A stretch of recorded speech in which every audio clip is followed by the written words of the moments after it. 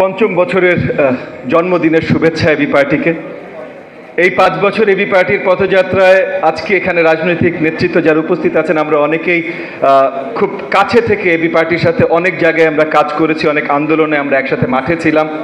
তো ওই হিসেবে আমরা বলতেই পারি যে আমরা একসাথে সহযাত্রী ছিলাম এই 5 বছর অনেকটা সময়।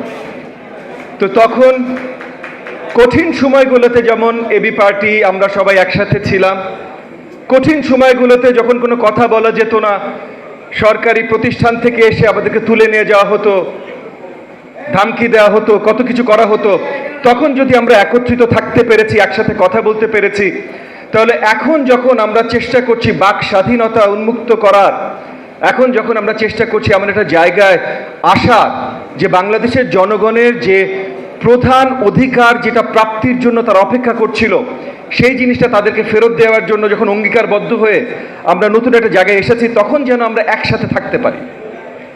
আমরা মঞ্চে বা যে কোনো জায়গায় যেভাবে কথা বলি, আমরা একটা জায়গায়, কারণ আন্দোলনের সময় কিন্তু সবাই একটা জায়গায় ছিলাম, আন্দোলনের সময় একটা জায়গায় ছিলাম যে স্বৈরাচার নিপাত যাক, আন্দোলনের সময় একটা জায়গায় ছিলাম যে হাসিনার এই সরকার মানি না, আন্দোলনের সময় একটা জায়গায় ছিলাম যে জনগণের অধিকার, ভোটের অধিকার সঠিকভাবে তাকে ফিরিয়ে দিতে হবে। অনেক ত্যাগ তিতিক্ষার পর সেই আন্দোলনে আমরা বিজয় লাভ করেছি। সেই বিজয় লাভ করবার পর কেন আমাদের ভেতরে আমরা সব একসাথে থাকতে পারবো না? নির্বাচনের কথায় এই জায়গাতে তো আমাদের সবাইকে একত্রিত হতে হবে।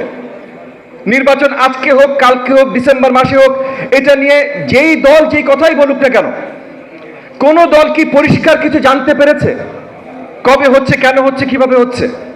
যদি জানতে পেরে থাকেন, তাহলে যেহেতু আমরা একসাথে সহযোদ্ধা ছিলাম, আপনাদের প্রতি আমার আহ্বান, বাকি আমাদেরকে একটু জানিয়ে দেন।